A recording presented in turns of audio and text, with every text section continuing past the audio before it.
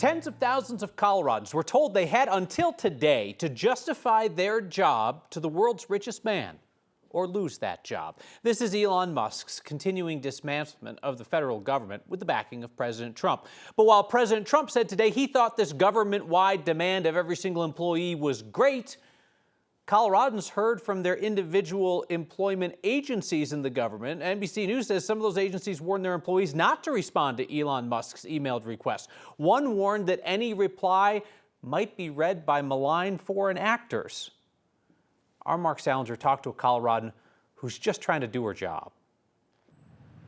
A lot of federal employees are very upset about this and very stressed out. For a Denver woman who's worked for the IRS for years, speaking out about her experience as a federal employee right now is a must.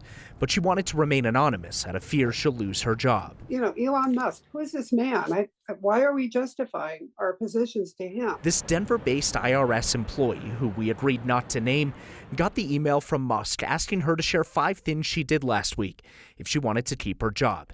NBC News reports Musk's team will now use AI to determine whether the jobs should be eliminated. This is the chainsaw for bureaucracy. She says the union she's a part of told her she should submit a reply to the email. The managers know what we do.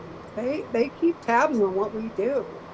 We shouldn't have to justify that. Last week, the Trump administration began laying off IRS employees here in Denver, right in the middle of tax season. This is not a buyout. They fired these people for no reason whatsoever. This week, the uncertainty for federal workers continued. A lot of people are really mad about this. After declining the offer for a deferred resignation, this government employee and thousands of others in Colorado are left justifying their jobs through 5 bullet points and an email. Because I want the public to know that we are hardworking employees. You know, we don't fool around.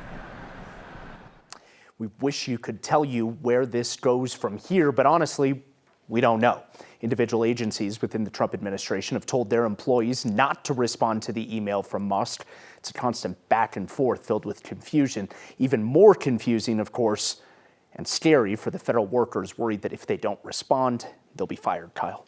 I feel like, Mark, most everybody in their lifetime is going to work for somebody who is nuttier than squirrel excrement. But in this case, we know that they are at least unpredictable, right? Like 1 hour it's one thing, 1 hour it's another thing. Within the last hour, listen, Elon Musk tweets, subject to the discretion of the president, they, the federal workers, will be given another chance. Failure to respond a second time will result in termination. So again, we have like a termination notice for folks. And you just have to put yourself in the mind of these federal workers. I mean, a tweet can be sent off in, what, 10 seconds? Yep. But these are people who is their entire livelihoods, their income is built upon these jobs that they have, and now they're, holding at whether or not a tweet actually is real or not, or what to make of it. You know, based on our feedback, there's some portion of the population that finds this to be amusing, right? That thinks that it's funny.